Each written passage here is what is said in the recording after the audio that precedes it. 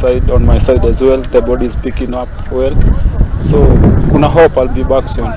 Recovery journey hajakuwa rahisi. It has been tough.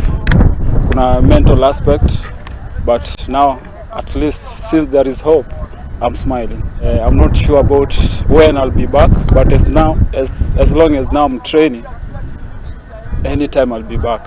First of all, I'm thanking their support. Wamekuwa kini support fully, and I'm here. I feel motivated. They have welcomed me well. So as well, nawapiga pia support tuone good results pia kutoka kwao. Preparation have been well for the whole week. The boys are geared up, and we are probably going to result. Having that has been out for about 2 years. So as the captain also brings in his experience in the team, and we are good that he's back. It has been good since we last won the last game. Our main undoing we were not scoring goals, but we scored 3 goals. So hopefully in the competition we're going to score goals.